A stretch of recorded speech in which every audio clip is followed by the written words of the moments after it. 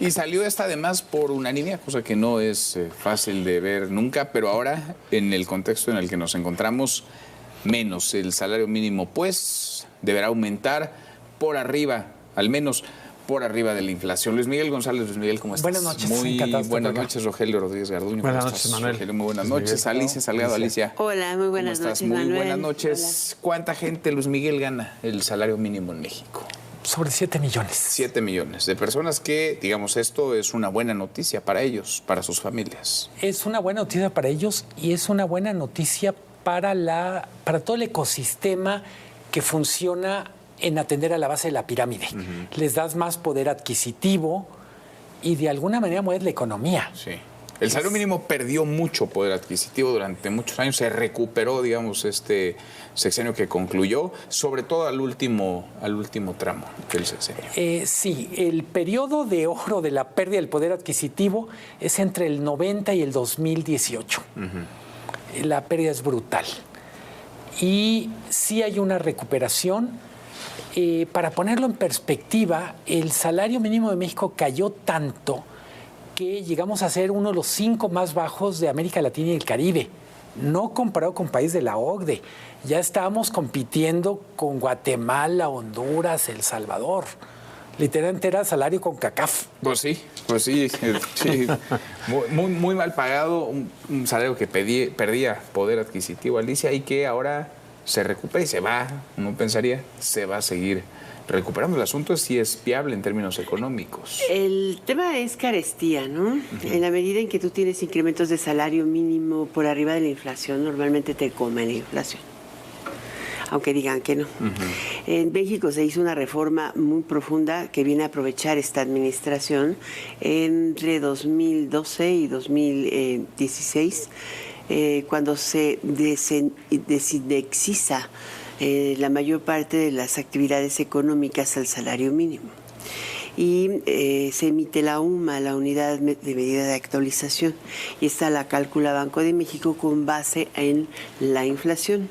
Entonces, cuando nosotros hablamos de salario mínimo, se supone que esta referencia no se utiliza para pago de impuestos, pago de multas, pago de rentas. Deberías estar indexándola a UMAS. Sin embargo, sigue en la mente de la mayor parte de las personas cuánto debo subir mi renta. Dice inflación ahora, ¿no? La ley de la Ciudad de México no puede subir más que la inflación. ¿Cómo? Pues también no puede subir más que la inflación, por ejemplo, el pago del predial, el pago del agua, pero también debería bajar. O sea, yo lo que pienso es, de verdad los políticos que están al frente de este país no piensan en la posibilidad de que tengamos inflaciones del 3%. No hay ninguna propuesta económica que nos permita pensar en estabilidad efectiva de precios. No es algo que me parece, porque al final de cuentas dicen no puedes subir un salario. O sea, el salario mínimo anual debe ser tal que al menos cubra la inflación. Está bien, le restas la posibilidad de que pierda poder adquisitivo ese salario. Pero hay que bajar la inflación. ¿De qué manera podría ser que efectivamente tenga mejor capacidad de compra una persona? Subiéndole el salario o bajando la inflación. Claro. ¿Y qué tenemos ahorita?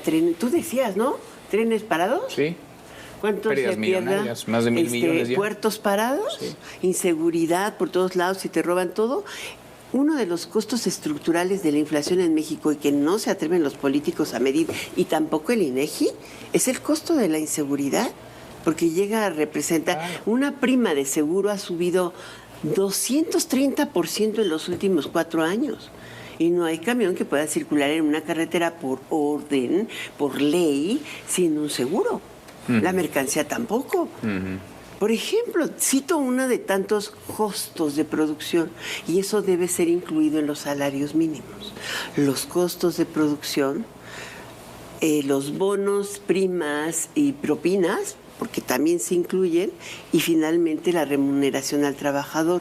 Entonces, me parece que hay está bien que políticamente está bien, suena bien, es rentable, pero no va al fondo. No, porque lo que importa es que fondo. el salario te alcance para vivir, y eso implica que ataques el problema de carestía. Claro, sin duda. Rogelio. Claro, estas dos reformas, porque estamos hablando de los salarios mínimos que, para poner en el contexto, ya estaba en la Ley Federal del Trabajo y ya tenemos, digamos, medido el impacto. Se rompe un mito desde mi punto de vista de algunos analistas por cuanto a que los componentes de la inflación, salario y precios, tienen que mantener un equilibrio. Entonces, el salario a veces era el que iba sacrificado en los 80. Lo que pudimos ver es que los salarios pueden estar a nivel de, digamos, del aumento inflacionario y de los precios, y no pasa eso, no pasó. Entonces, hoy tenemos el impacto medido. Hay un porcentaje menor del sector de los trabajadores que reciben el salario mínimo. Pero ¿dónde está el tema en esta circunstancia? El tema es que estamos evitando que en lo futuro los salarios mínimos, no pensemos en los años 80, los salarios mínimos no puedan ajustarse automáticamente y que sean materia de negociaciones, queriendo sacrificar la parte de los incrementos de precios, sí, y no los salarios, por un lado. Entonces, esto es una cosa. La otra gran reforma, esta es una reforma trascendente hoy de este mismo paquete, es la del apartado B, la que tiene que ver con la fracción 4. Y esta es la que les garantiza un salario promedio a los maestros de tiempo completo de educación básica, a los guardias del Servicio de Protección Federal, a la Guardia Nacional, a las Fuerzas Armadas, a los profesionales de la salud, enfermeras, enfermeros y médicos, de no menos de 16,777 pesos. Y eso es muy importante porque, por ejemplo, los guardias del Servicio de Protección Federal ganan al mes hoy 6,800 pesos. No. Entonces, esto sí es un incremento sustancial. Maestros que ganan hoy 12,000 pesos estarán pasando a 17,000 pesos promedio. Y ese es un gran avance, creo que es una cuestión importante. Lo que se quedó a deber en esta reforma... ¿Eso no podría traer un aumento en la inflación? No parece traerlo porque más bien el incremento del salario así por ley, por mandato, por decreto, ¿no puede acarrear un aumento en la inflación? Los economistas temen predecir, yo menos lo haría, pero podríamos decir que lo que tenemos... Los economistas siempre se equivocan y luego nos explican por qué se equivocan. Pero lo que sí podría decir que no podemos coincidir tener a guardias del Servicio de Protección Federal ganando 6,500 pesos. No, bueno, sin duda. Y a maestros de primaria. Y a maestros ganando 11,000 pesos. Por supuesto. Entonces, este es un tema de justicia laboral que yo creo que habrá un ajuste. Ahora, la recuperación del salario va en lo que dijo la presidenta, llegar a 2,5 canastas básicas el salario mínimo. A ver, Luis Miguel, para alusiones. No, son varios temas, ¿no? Y yo acepto la crítica, soy economista, pero tengo un sentido del humor, no. Y si te equivocas también te ríes. Sí, a ver, parte del tema con los incrementos es cómo se van a pagar. Yo la crítica que haría es, hay muchas empresas que están en una situación vulnerable, empresas formales, para las cuales es muy complicado mantener el ritmo de aumentos de los salarios. No pienso tanto en el impacto en la inflación general, sino en el impacto en la supervivencia de algunos negocios. A ver, implicaría que tienes que aumentar tus precios o bajar tus costos. El librito de texto diría mejorar tu productividad, sí, pero no siempre eso puede funcionar. Entonces yo diría, tenemos una mayor exigencia a las empresas, porque no solo son los salarios mínimos, está la discusión para darle forma a la semana laboral de 40 horas.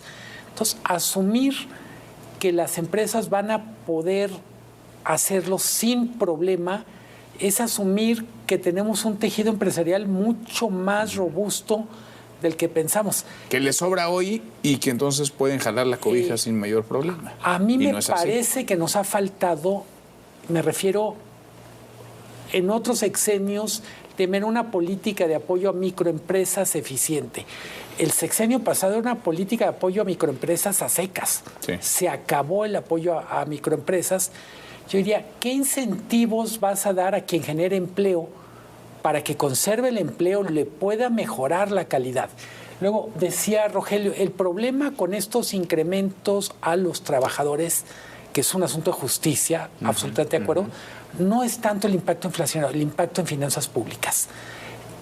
Tenemos un desbalance entre lo que el gobierno quiere hacer con recursos escasos y lo que va a poder hacer una vez que literalmente que empiece a pagar lo que lleva Pues en sí, el carrito. porque ¿de dónde jalas? ¿Alcanza la cobija? ¿No alcanza la cobija, Alicia?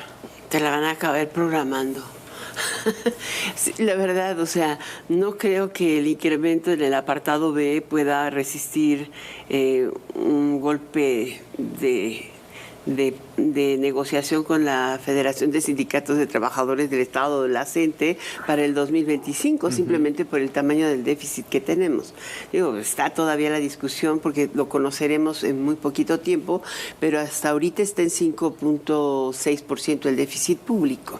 De tal manera que, pues como lo ha dicho, o sea, iremos subiendo gradualmente en la medida en que haya margen de maniobra presupuestal y se reequilibren las finanzas públicas. Ese es uno de los temas, pero sí tiene razón en gran medida Rogelio, porque el apartado B tiene una enorme injusticia. Hay 4,5 millones de trabajadores del apartado B, pero también los trabajadores de otros sectores, sobre todo, por ejemplo, los trabajadores de los estados, no están propiamente en el apartado B, sino yo siento que están en el limbo entre el A y el B, y también los de muchas universidades, por ejemplo. Y veía el caso de los trabajadores. En la Ciudad de México se paga la nómina de maestros. Sí. Eso se la paga la Federación. En el Estado de México no. Y esta nómina al profesor de primaria que enseña en el mismo nivel de preescolar o de primero al sexto de primaria se recibe arriba de 12,000 pesos y no tiene la parte básica. O sea, se dividen los salarios, ¿no? Te dan una básica y luego te dan el complemento. Y en el caso, por ejemplo, del Estado de México, el promedio del salario es de 9,000 pesos. Pero si tú te vas a ver, el promedio de Oaxaca es de 7,000 pesos. Entonces, hay como que una composición de la nómina salarial del profesorado en México que te explica muchas veces el tamaño del empuje en las movilizaciones para reconocimiento de plazas, para reconocimiento de ascensos, y que generalmente es más fuerte cuando viene la negociación salarial. Creo que esta es una de las cosas que se tendrá que recomponer. Y hay distintas realidades, a ver, hay diferentes realidades, no es la misma realidad de precios, incluso de calidad de vida, de costo de vida en Chiapas o Oaxaca o Guerrero. Tijuana, un maestro gana que en la frontera. Muy breve. Comentábamos antes de empezar el programa con Rogelio la cantidad de reformas que están saliendo, literalmente así. O maquilan reformas. Y yo pienso, si a esta reforma dijeras, no es el promedio nacional aplicable en todos lados, sino el promedio del sueldo en el estado donde se va a pagar, te permitiría hacer ese ajuste que me parece que mantendría el espíritu que es, vamos dignificando trabajos que son claves, salud, seguridad, educación, pero no vamos forzando a lo imposible, que es que en Oaxaca ganen lo mismo que Nuevo León, porque para Nuevo León va a ser muy poco, pero para Oaxaca va a ser mucho el esfuerzo. Sin duda, totalmente. Bueno, yo iría con porque hay algunas nóminas que se pagan en los estados. Claro. Hay que tenerlo en cuenta, una parte. Por eso no puedes ponerlos a todos en la misma canasta. Yo era el tema que decías, Alicia, totalmente de acuerdo. Lo que hoy la oposición mostró, y hay que reconocérselo, fue una responsabilidad política y social al decir, no me opongo, quiero que se abra al régimen estatal o las entidades federativas en la Ciudad de México. Si hemos tocado reformas y se ha convertido esto en una gran maquila, como bien dices, ¿por qué no reformamos hoy el artículo 116 y el 122 para que los estados, las entidades de la Ciudad de México, a sus policías, a su personal médico y enfermeras, también, y a sus maestros también les hubieran pagado los 16,700 pesos, porque vamos a tener una asimetría brutal. Y si por otro lado la estrategia de seguridad, nos lo ha dicho el secretario Harfuch, lo dijo en los ejes, es fortalecer la seguridad de las entidades y la cooperación. No veo cómo. Porque no veo cómo un policía de Hidalgo o de Tlaxcala o de Morelos pueda ganar 4,000 pesos mensuales, es impensable. Y pretender que se coordine, o un maestro pretender que se queda quieto con esos 4,000. Claro. Y ahora otra cosa, y creo que eso se tiene que decir y poner en la mesa. fue a los maestros de tiempo completo de nivel básico, no a los de medio tiempo. Entonces son más los de medio tiempo, son los que están realmente en la precariedad y son los que le dan clases a nuestros hijos. Yo creo que ahí tenemos que revisar. Sin duda. Creo que en esencia hay buenas intenciones, es un asunto de justicia, de un rezago acumulado, pero al final la política no es solo decir esto hace falta y a ver de dónde sale el dinero. No, hay que arrastrar el lápiz y hay que ver la viabilidad de lo que se legisla. ¿Y en qué periodo lo puedes implementar? Si simplemente dijéramos, este es el objetivo y revisaremos de tal manera que no nos desviemos de la ruta, pero creo que hay un enorme riesgo, por un lado, generar expectativas que no vas a poder satisfacer, o por el otro lado, para satisfacer estas expectativas, que termines rompiendo la alcancía y después no tengas cómo llenarla otra vez. Sí, y lo veremos porque estamos ya adentrándonos a esa discusión. Veremos la discusión presupuestal hacia el cierre de año. Veremos de dónde sacan el dinero, cómo jalan la cobija y a quién terminan, porque alguien van a terminar descobijando. Alicia, gracias, muchas gracias. Muchísimas gracias, Gracias, Rogelio, muchas gracias. Luis Miguel, gracias. Hasta mañana. Pásala bien.